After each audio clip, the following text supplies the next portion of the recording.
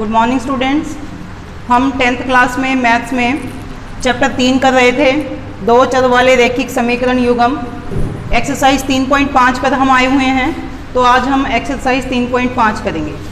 3.1, 3.2 में हमने ग्राफीय विधि से इक्वेशंस को हल किया। 3.3 में हमने प्रतिस्थापन विधि से हल किया। 3.4 में हमने विलोपन विधि से इक्वेशंस को हल किया। अब 3.5 में हमारा नया मेथड आ जाता है वज्र गुणन विधि।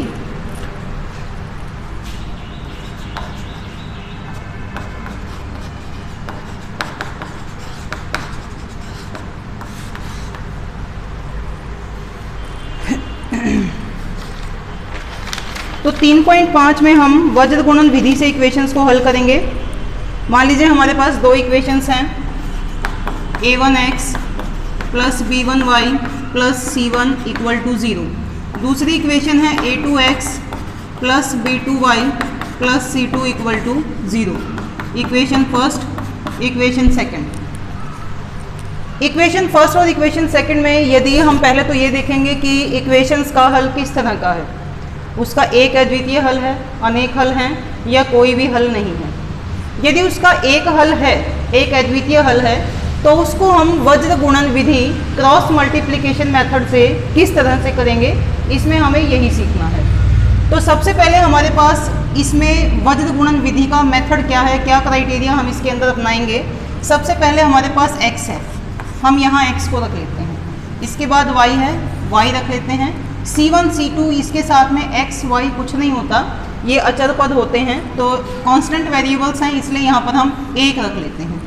1 यहाँ x या y या कोई भी वेरिएबल नहीं होता है, तो यहाँ पर ये कांस्टेंट वेरिएबल है, अचर पद हैं, तो इसको हम 1 रख लेते हैं।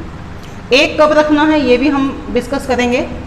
तो जब हम x लिख रहे हैं तो वज्र गुणन विधि में क्रॉस मल्टीप्लिकेशन मेथड में x के नीचे हम कोफिशिएंट्स को लिखते हैं, और क्योंकि हम x के नीचे लिख रहे हैं तो हम x के कोफिशिएंट्स को नहीं लिखेंगे, हम y के कोफिशिएंट्स को और जो कांस्टेंट वेरिएबल हैं इनको लिखेंगे। y का कोफिशिएंट हमारे पास है b1 b2, कांस्टेंट वेरिएबल है हमारा c1 c2। y के नीचे जब हम लिखेंगे तो y के कोफिशिएंट्स को हमें नहीं लिखना, दूसरे जो कोफिशिएंट्स हैं उनको लिखेंगे। तो y के नीचे ये हम नहीं लिखेंगे, इसको छोड़ करके c1 c2 हमारा आ गया। इसके बाद हम वापस आ जाते हैं a1 a2। 1 कांस्टेंट वेरिएबल के नीचे हम ये कांस्टेंट वेरिएबल्स नहीं लिखेंगे, इसको छोड़ करके बाकी जो दो वेरिएबल्स हैं हम उनको लिखेंगे। x का कोफिशिएंट है a1, a1 a2 हम लिख चुके हैं, यहाँ पर ये है, ये a1 a2 होना चाहिए था, ये यहाँ पर है हमारे पास। तो दूसरा है b1 b2, तो इसको दोबारा से समझ लेते हैं। x y constant variable, x के नीचे हमें x के कोफिशिएंट्स नहीं लिखने हैं, y के और जो कांस्टेंट हैं उनको लिखना है। तो y का वेरिएबल्स हैं b1 b2, ये हमने ऐसे साइड में करके लिखना है। आगे जो है कांस्टेंट वेरिएबल c1 c2, इसको हमने यहाँ लिख लिया। अब y के नीचे हम y के नहीं लिखेंगे, c1 c2 a1 a2 को लिखेंगे। c1 c2 देखो ये यहाँ पर हमने लिखा है। अब a1 a2 है, इसको यहाँ लिख देते हैं। 1 के नीचे हम कांस्टेंट वेरिएबल को नहीं लिखेंगे, x और y के जो कोफिशिएंट्स हैं उनको लिखेंगे। x का कोफिशिएंट a1 a2 यहाँ पर हम ऑलरेडी लिख चुके हैं, और y का कोफिशिएंट b1 b2 हम यहाँ पर लिख चुके हैं। एक दूसरे तरीके से भी हम इसको कर सकते हैं। हम क्या करेंगे कि स्टार्ट कर लेते हैं। स्टार्ट कहाँ से करना है, बीच वाली टर्म से, b1 b2 से हम स्टार्ट कर लेते हैं। तो बीच वाली टर्म से हमेशा स्टार्ट करेंगे। b1 b2 हमने लिख दिया। b1 b2 के बाद क्या है, c1 c2, c1 c2 के बाद क्या है, a1 a2, और a1 a2 के बाद क्या है, b1 b2। यहाँ तक जब ये यही वाली टर्म यहाँ वापस आ जाती है तो हम इसको यहाँ पर अब छोड़ देते हैं, आगे इसे इसी प्रकार से कंटिन्यू हम नहीं करेंगे।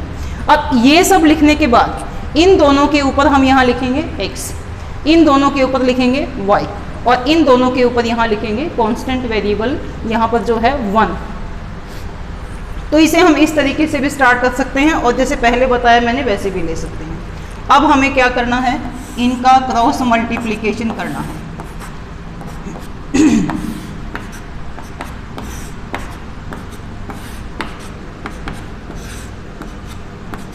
इस तरह से सबसे पहले x को यहाँ लेंगे, x अपॉन, ये मेथड होता है, इसी तरह से हमें इसे करना है। इन दोनों को मल्टीप्लाई करेंगे, b1 into c2, B1 C2, इसमें से माइनस करेंगे इन दोनों का मल्टीप्लिकेशन, इन दोनों का मल्टीप्लिकेशन B2 C1। अब हम लगाएंगे इक्वल, y है y लिख देंगे अपॉन y लिख रहे हैं हम, तो पहले इन दोनों का मल्टीप्लिकेशन C1 A2 माइनस करेंगे इन दोनों का multiplication C2 A1 equal to, अब 1 है 1 लगा देंगे, A1 B2 A2 B1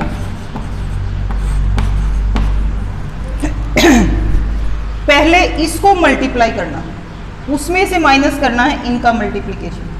ऐसा नहीं करेंगे कि पहले इसको मल्टीप्लाई करें माइनस इसको करें, पहले यहाँ से स्टार्ट करना है, इस वाले अंक से। इसको मल्टीप्लाई करेंगे इससे पहले लिखेंगे, फिर इसको मल्टीप्लाई करेंगे इसको बाद में लिखेंगे। ऐसे ही यहाँ से स्टार्ट करना है, सबसे ऊपर वाले डिजिट से इसको मल्टीप्लाई करके यहाँ करना है और माइनस करेंगे इनका मल्टीप्लिकेशन। 1 के नीचे पहले हम इस ऊपर वाले को मल्टीप्लाई करेंगे, फिर इसको मल्टीप्लाई करके माइनस किया जाएगा। अब ये x वेरिएबल में है, ये y वेरिएबल में है और ये कांस्टेंट वेरिएबल में है। यहाँ x y कुछ नहीं आता, यहाँ पर डिजिट्स आते हैं। तो इसको एक बार हम इसके इक्वल करेंगे और इसी को ही एक बार हम इसके इक्वल करेंगे। तीनों इक्वल हैं और ये इक्वल यहाँ पर जो है कांस्टेंट वेरिएबल्स हैं, अचर पद हैं। तो इसको हम दोनों के नीचे लिखेंगे x by B1 C2 minus B2 C1 equal to 1 by A1 B2 minus A2 B1। दूसरा क्या आ सकता है, अब इसको हम इसके इक्वल करेंगे, y upon C1 A2 minus C2 A1 equal to 1 by A1 B2 minus A2 B1। ये आ जाता है। इसको ये x के साथ डिवीजन में है, अगर हम यहाँ लेकर के आते हैं तो ये मल्टीप्लिकेशन में हो जाएगा x इक्वल टू, इसको 1 से मल्टीप्लाई करेंगे तो यही नंबर आ जाएगा। तो B1 C2 को 1 से मल्टीप्लाई करेंगे B1 C2 और B2 C1 को 1 से मल्टीप्लाई करेंगे B2 C1 bye A1 B2 minus A2 B1। ये तो हमारी x की वैल्यू आ गई। y की वैल्यू ऐसे ही निकालेंगे हम, ये y के साथ डिवीजन में है, वहाँ जा कर के मल्टीप्लिकेशन में हो जाएगा। C1 A2 को 1 से मल्टीप्लाई करेंगे C1 A2 minus C2 A1 को 1 से करेंगे तो यही आ जाएगा। अब नीचे हमारे पास है A1 B2 minus A2 B1, तो ये y की वैल्यू आ जाती है। इक्वेशंस को जब हम सॉल्व करेंगे तो इसमें x और y की वैल्यूज हमें फाइंड आउट करनी है। तो यहाँ इस तरीके से ये इसको सॉल्व करेंगे x की वैल्यू आ जाएगी और इसको सॉल्व करेंगे तो ये y की वैल्यू आ जाती है। तो ये हमारा फॉर्मूला जनरेट होता है इस तरीके से। x और y हम कैसे निकालते हैं, क्रॉस मल्टीप्लिकेशन मेथड से। क्लियर है सभी को?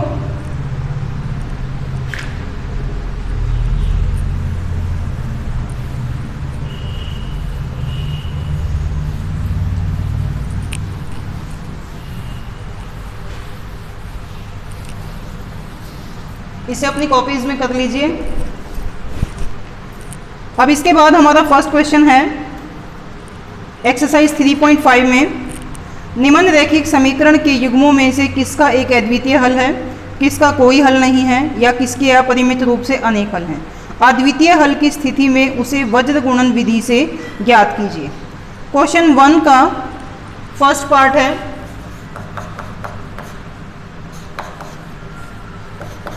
x minus 3y minus 3 equal to 0, 3x minus 9y minus 2 equal to 0। ये इक्वेशन फर्स्ट और ये इक्वेशन सेकंड। सबसे पहले तो हमें बताना है कि इक्वेशंस का हल किस तरह का है। उसे हमें वज्र गुणन विधि से करना है केवल जब इसका एक अद्वितीय हल होगा। बाकी की दो कंडीशंस में हम उसे वहीं छोड़ देंगे। तो यहाँ A1 की वैल्यू क्या है 1, A2 की वैल्यू क्या है 3, B1 है -3, B2 है -9, C1 है -3 और C2 है -2। वैल्यूज फाइंड आउट करके देखते हैं। A1 बाय A2 1/3 आ जाएगा, b1 बाय b2 माइनस 3 बटे माइनस 9, माइनस माइनस प्लस 3 एकम 3, 3 3 9 ये आ जाता है। हम देख रहे हैं दोनों इक्वल हैं, तो हम तीसरा भी निकालते हैं अनुपात c1 बाय c2 माइनस 3 बटे माइनस 2, माइनस माइनस प्लस 3 बटे 2। हम क्या देख रहे हैं यहाँ, a1 by a2 equal to b1 by b2, ये दोनों इक्वल हैं, लेकिन ये इक्वल नहीं है, not equal to c1 by c2।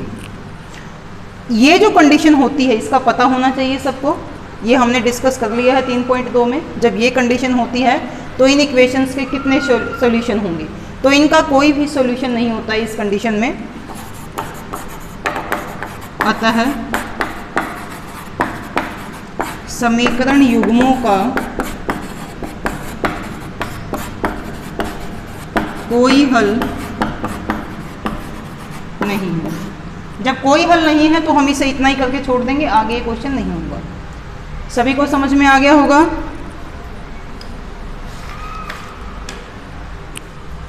तो ये फर्स्ट पार्ट हो गया है।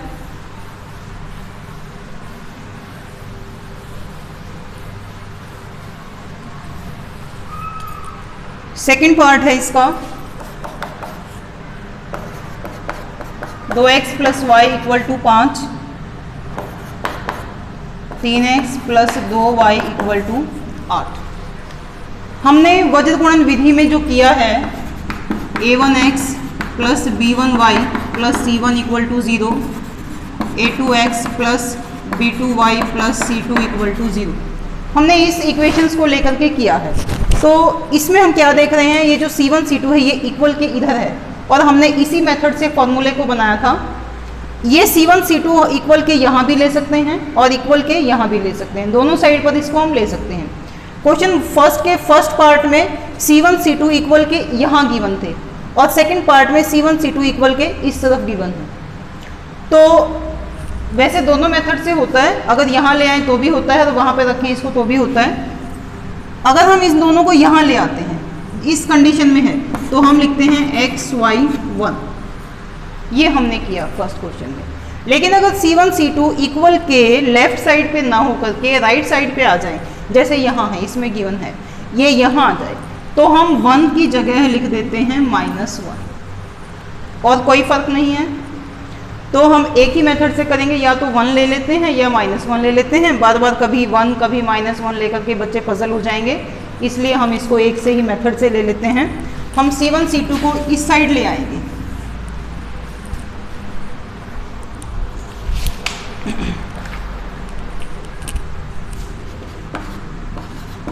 दो एक्स प्लस वाई प्लस 5 यहाँ आकर के माइनस हो जाएगा,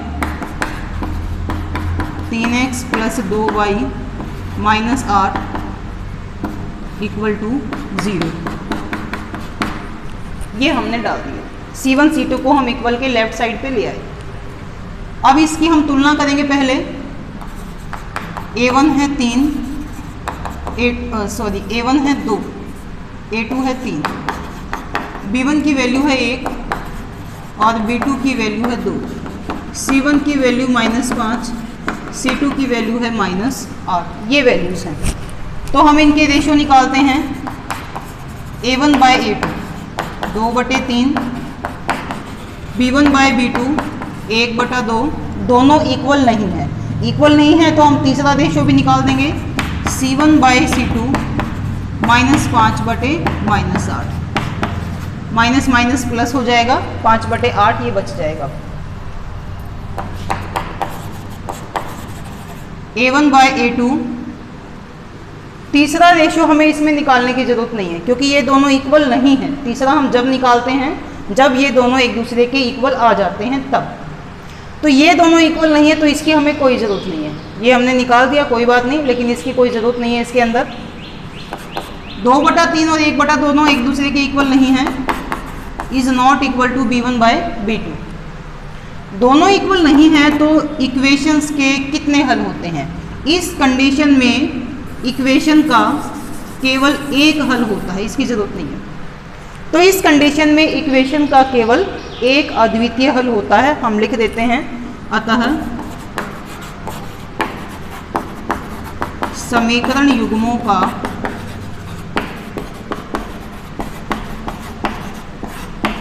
एक अद्वितीय हल होगा। अब है तो उसको हमें वज्र गुणन विधि से किस प्रकार से करना है।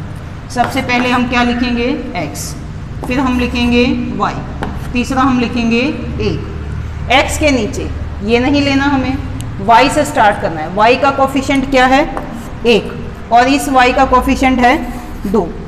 आगे है हमारे पास ये -5 -8। y के नीचे अब y का नहीं लिखना, -5 -8 हम लिख चुके हैं। फिर x के कोफिशिएंट्स हैं 2 3। फिर इस 1 के नीचे हमें कांस्टेंट वेरिएबल्स नहीं लिखने हैं, इनको लिखना है। 2 3 हम लिख चुके हैं, 1 2। तो x के नीचे हम y के कोफिशिएंट से स्टार्ट करेंगे। y के नीचे हम y के कोफिशिएंट्स को नहीं लेंगे, जो अचर पद है और x के गुणांक हैं उनको लेंगे। 1 के नीचे हम अचर पद को नहीं लेंगे, x के और y के गुणांकों को लिखेंगे इस तरीके से। क्रॉस मल्टीप्लाई करेंगे। सबसे पहले x है, इन दोनों को मल्टीप्लाई करना है पहले।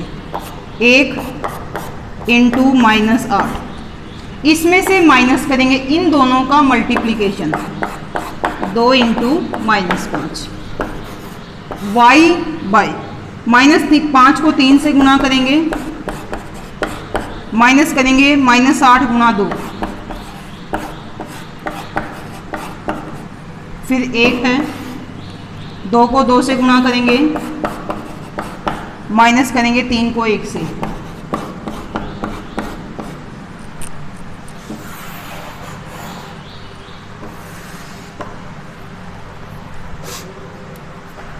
x अपॉन 8 एकम 8, माइनस आ जाएगा, माइनस माइनस प्लस, 2 पंजे 10, 5 दिए 15, minus plus minus, minus minus plus, 8 दूनी 16, 1 बटे 2 दूनी 4, 3 एकम 3।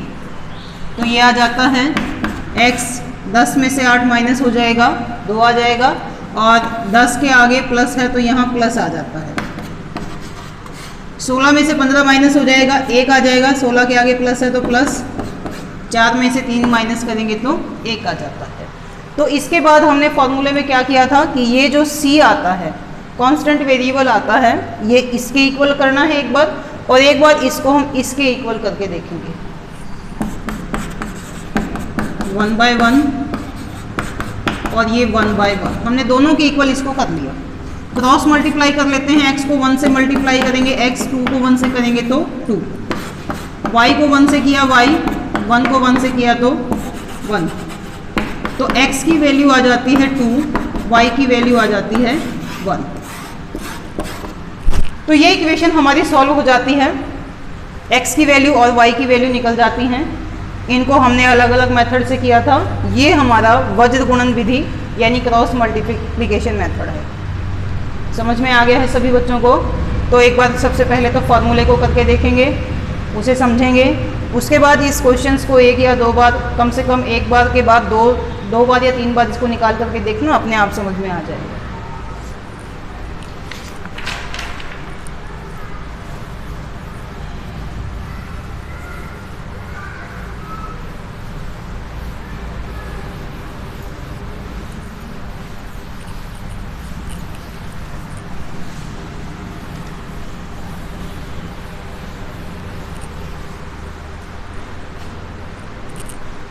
नेक्स्ट पार्ट है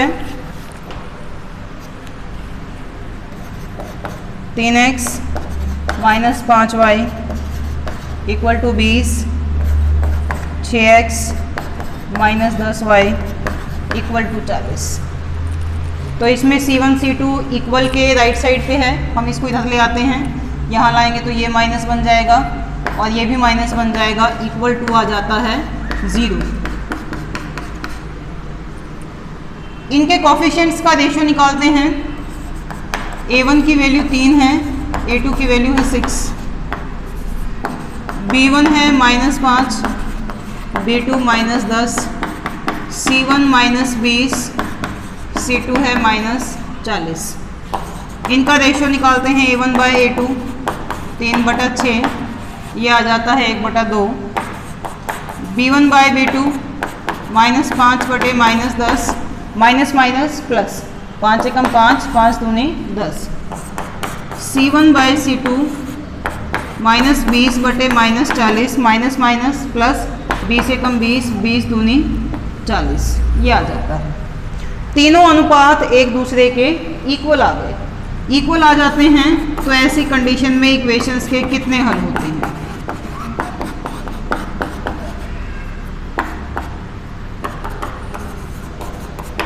तो इसमें इक्वेशंस के अनेक हल होते हैं, हम इसको पढ़ चुके हैं पहले। समीकरण युग्मों के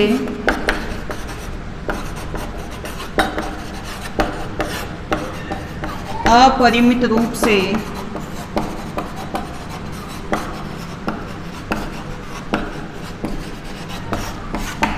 अनेक हल हैं। जब अनेक हल हैं तो इसे हमें सॉल्व नहीं करना आगे, केवल एक अद्वितीय हल की स्थिति में ही उसे हल करना। क्लियर है सभी बच्चों को?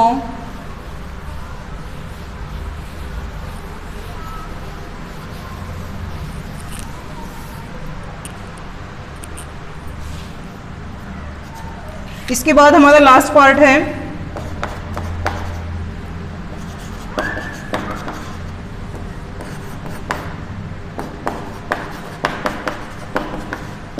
Equation first, equation second. A1/A2 हम रेशियो निकालें। A1 की वैल्यू है 1, A2 की वैल्यू है 3। B1/B2 -3/-3 दोनों हैं, माइनस माइनस प्लस, 3 एकम 3 कट जाएगा। हम देख रहे हैं ये दोनों वैल्यूज एक दूसरे के इक्वल नहीं हैं, तो हमें C1/C2 निकालने की कोई ज़रूरत नहीं है, क्योंकि A1/A2 not equal to B1/B2। इसलिए समीकरण युग्मों का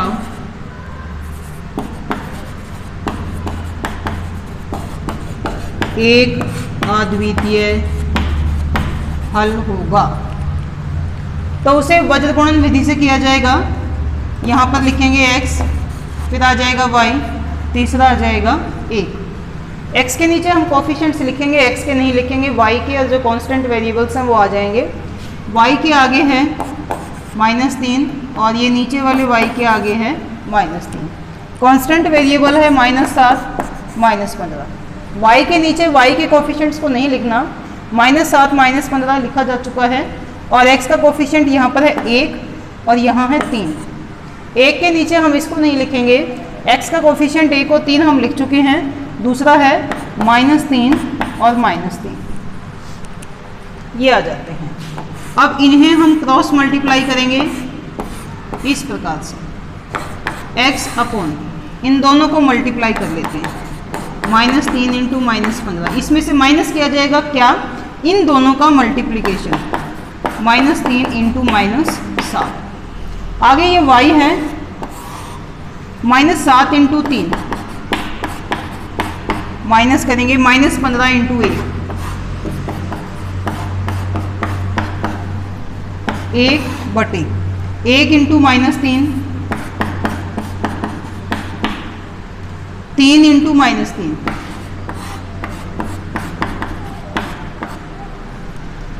ये आ जाता है x बटे 15 दिए 45 माइनस माइनस प्लस 3 सत्ते 21 माइनस माइनस, ये दोनों क्या हो जाएंगे प्लस, और ये माइनस रह जाएगा, माइनस प्लस माइनस, 7 या 21 minus plus minus, minus minus plus, 15 एकम 15, 3 एकम 3 plus minus minus, minus minus plus, 3 तिया 9।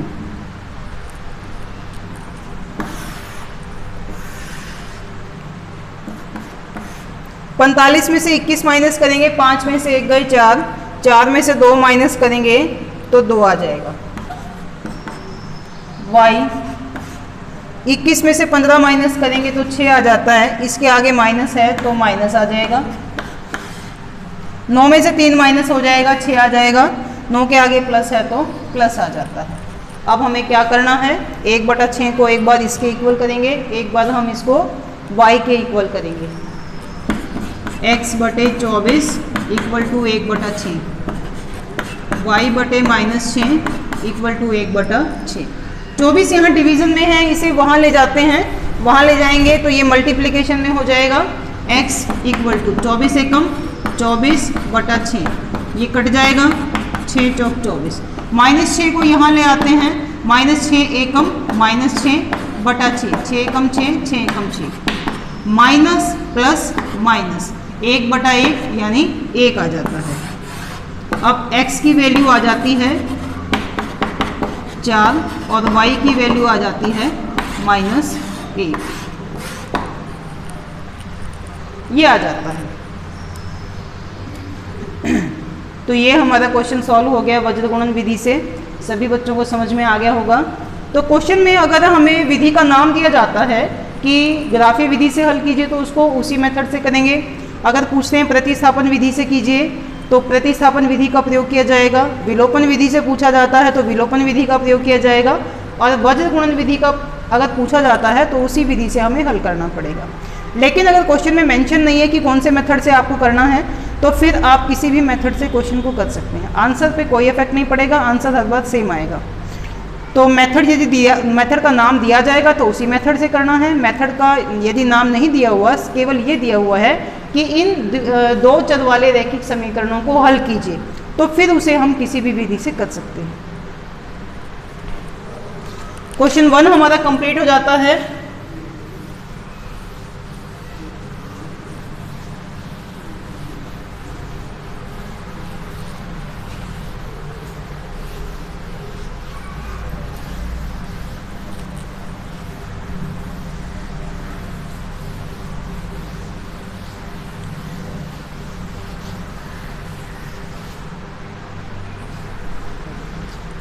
सेकंड क्वेश्चन है, सेकंड का फर्स्ट पार्ट, ए तथा बी के किन मानों के लिए निम्न रैखिक समीकरण युग्मों के युग्म के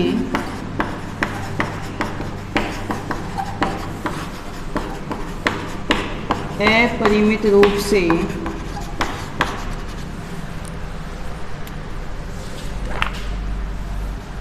अनेक हल होंगे। इक्वेशन है 2x + 3y = 7, a - b × x plus a + b × y = 3a + b - 2।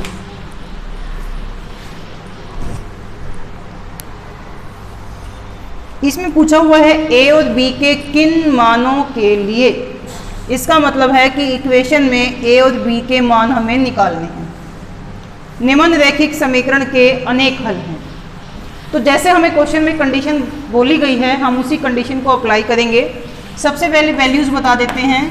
a1 की वैल्यू है 2, a2 की वैल्यू इस x के आगे a - b, b1 की वैल्यू y के आगे है 3 और b2 नीचे इस y के आगे है a + b, c1 की वैल्यू है 7, C2 की वैल्यू है 3a + b - 2। ये दी हुई है। जो कंडीशन दी गई है हम उस कंडीशन को लिख देते हैं, क्योंकि समीकरण युग्म के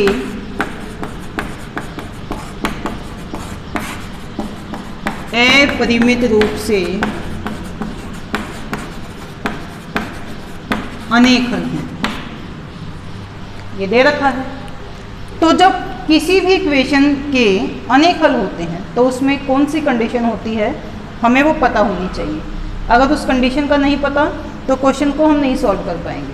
कंडीशंस हमने की हैं अभी अभी फर्स्ट क्वेश्चन में की है, एक्सरसाइज 3.2 में भी हमने की थी। तो इस जब अनेक हल होते हैं तो कंडीशन क्या होती है, a1/a2 equal to b1/b2 equal to c1/c2, ये कंडीशन हमारे पास होती है। वैल्यूज पुट कर लेते हैं इसमें। a1 की वैल्यू है 2, a2 की value a minus b, b1 की वैल्यू 3, b2 की value a plus b, c1 की वैल्यू है 7, c2 की वैल्यू है 3a प्लस b माइनस 2। तीनों एक दूसरे के इक्वल। एक बार हम इन दोनों को इक्वल कर लेते हैं, दूसरी बार में हम इन दोनों को भी इक्वल कर सकते हैं और इस फर्स्ट को भी थर्ड के इक्वल कर सकते हैं। तो पहले यदि हम इनको लें 2/a minus b equal to 3/a plus b, ये हमने ले लिया।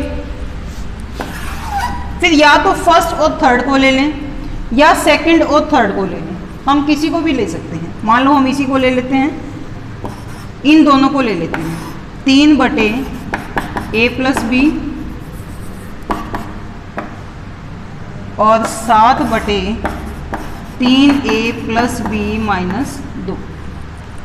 हमने दो को एक दूसरे के इक्वल किया। पहले हमने फर्स्ट और सेकंड को इक्वल कर लिया, फिर हमने सेकंड और थर्ड को कर लिया।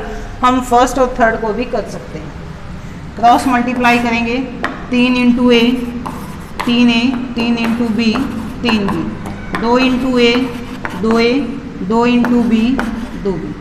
दोनों को हम यहाँ ले आते हैं, 3a माइनस 3b, ये प्लस है तो माइनस हो जाएगा, ये प्लस है तो ये भी माइनस हो जाएगा। 3a minus 2a 1a minus 3b minus 2b minus 5b equal to 0। ये हमारी इक्वेशन नंबर फर्स्ट बन जाती है। अब इसमें हम इसी तरह से क्रॉस मल्टीप्लाई करेंगे, 3 को इससे मल्टीप्लाई करेंगे तो 3 तिया 9a, 3 गुणा b 3b, 3 दूनी 6, 7 को करेंगे 7 into a 7a, 7 into b 7b, ये आ जाता है 9a plus 3b।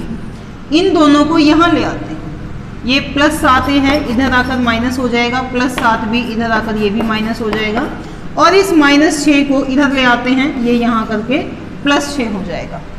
9a minus 7a 2a minus 7b plus 3b, ये माइनस हो जाएगा, 7 में से 3 गए 4b, और बड़े के आगे माइनस है तो हमने माइनस लगा दिया, यहाँ आ जाता है 6। हम देख रहे हैं कि पूरा इक्वेशन में से कुछ कॉमन आ सकता है। ये इक्वेशन 2 से डिवाइड हो रहा है, 2 एकम 2, 2 दूनी 4, 2 तिया 6, ये इक्वेशन नंबर सेकंड बन जाती है। तो इक्वेशन फर्स्ट आ गई a minus 5b equal to 0, equation second आ गई a minus 2b equal to 3। दोनों इक्वेशंस को हल करने के लिए हमें कौन से मेथड को यूज़ करना है नहीं बताया गया, केवल ये बोला गया कि a और b के किन मानों के लिए, यानी हमें a और b का मान निकालना है, लेकिन मेथड नहीं बोला कि कौन से मेथड का आप प्रयोग करेंगे। तो यहाँ पर हम स्वतंत्र हैं, कोई भी विधि का प्रयोग किया कर सकते हैं। मान लो हम विलोपन विधि का प्रयोग कर लेते हैं। फर्स्ट इक्वेशन है a minus 5b equal to 0, a minus 2b equal to 3। ये विलोपन विधि में क्या किया जाएगा, इक्वेशन फर्स्ट और इक्वेशन सेकंड में या तो हम इनको प्लस कर लेते हैं या हम इनको माइनस कर लेते हैं। अब इसमें a दोनों एक दूसरे के इक्वल हैं, दोनों प्लस हैं, जबकि हमें माइनस करने के लिए क्या करना चाहिए, एक प्लस होना चाहिए, एक माइनस होना चाहिए। यदि हम a का विलोप कर रहे हैं तो a का एक प्लस होगा और एक a माइनस का होगा। हम a का ही विलोप कर लेते हैं इसके अंदर, क्योंकि दोनों a इक्वल हैं, इनके गुणांक आगे के इक्वल हैं। जब इसको हम विलोप करेंगे तो इसके आगे का साइन हमें चेंज करना पड़ेगा, और जब साइन चेंज करना पड़ता है तो हम क्या करेंगे, इक्वेशन फर्स्ट में से इक्वेशन सेकंड को माइनस किया जाएगा। अब साइन चेंज हो जाएंगे, प्लस है तो ये माइनस, माइनस है तो प्लस, और ये प्लस है तो माइनस, ये कट जाएगा। माइनस 5b प्लस 2b -3 भी, इसके आगे माइनस है तो माइनस 0 और ये -3 -3 माइनस माइनस प्लस हो जाएगा। अब ये 3 यहाँ गुणा है, इधर आकर के क्या हो जाएगा, भाग हो जाएगा, 3 एकम 3। इस b की वैल्यू को या तो इक्वेशन फर्स्ट में रख लेते हैं या हम इसे इक्वेशन सेकंड में रख लेते हैं।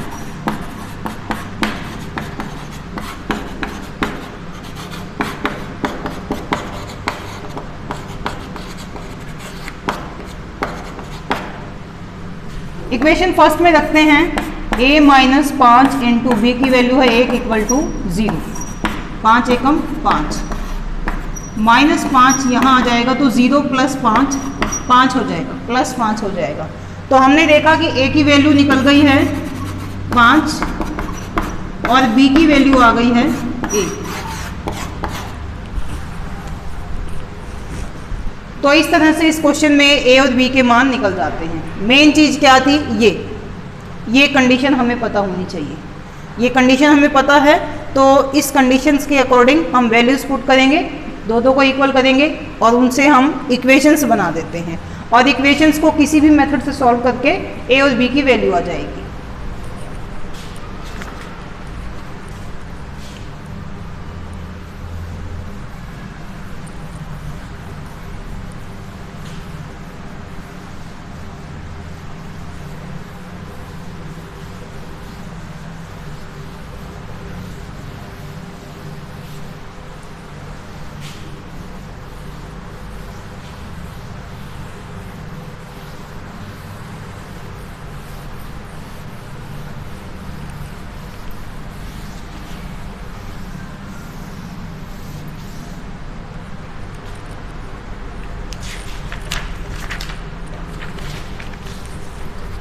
सेकंड पार्ट है k के किन मानों के लिए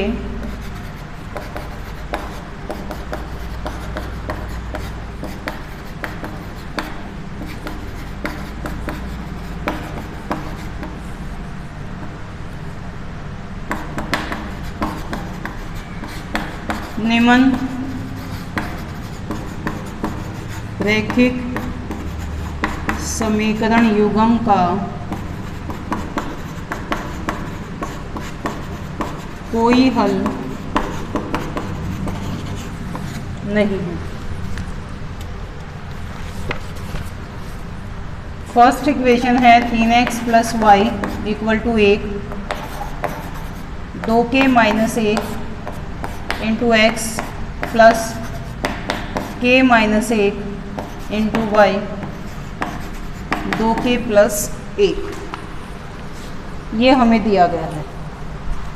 सबसे पहले a1 की वैल्यू है इसमें 3, a2 की वैल्यू है 2k माइनस 1, b1 की वैल्यू इस y के आगे क्या है, 1 है और b2 की वैल्यू इस y के आगे है k माइनस 1, c1 की वैल्यू है 1, c2 की वैल्यू है 2k प्लस 1, ये वैल्यू हमें दी गई है। हमें बोला हुआ है कि k के किस मान के लिए इन समीकरण युग्मों का कोई हल नहीं है। तो जब कोई भी हल नहीं होता उसमें क्या कंडीशन होती है, हम उस कंडीशन को लिखेंगे, वो हमें पता होनी चाहिए। क्योंकि समीकरण युग्मों का कोई हल नहीं है। तो जब कोई हल नहीं है, कंडीशन होती है इसमें a1 by a2 equal to b1 by b2 not equal to c1 by c2, ये कंडीशन इसमें हो जाती है।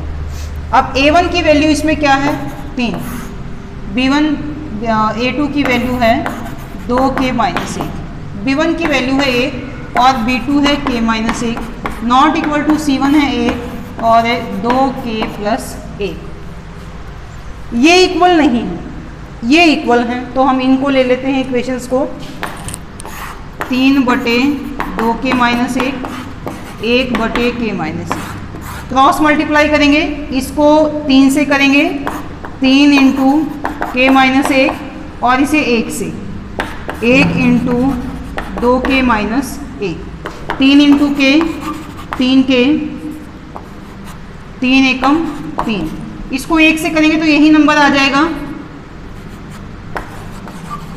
2k minus 1। 3k plus 2k को यहाँ ले आते हैं -2k, ये है -1। -3 को जब यहाँ लाएंगे तो ये बन जाएगा +3। 3k माइनस 2k 1k, 3 में से 1 गया 2, तो ये k की वैल्यू आ जाती है 2। इसका मतलब है कि यदि इस इक्वेशन में हम k की वैल्यू 2 रखें तो इन इक्वेशंस का कोई भी हल नहीं होगा। रख के देखना है, रख के देख लीजिए। यहाँ पर ये 2 आ जाएगा, यहाँ 2 आ जाएगा, यहाँ 2 आ जाएगा, और उसके बाद हम इसमें रखेंगे इसके अंदर, तो हमारे इस इक्वेशन को ये सेटिस्फाई करेगा। k की वैल्यू 2 इसे सेटिस्फाई करेगी, मीन्स यदि k की जगह हम 2 रखते हैं तो हमारी ये कंडीशन सेटिस्फाई हो जाएगी। क्लियर है? तो ये हमारा सेकंड क्वेश्चन कंप्लीट हो जाता है।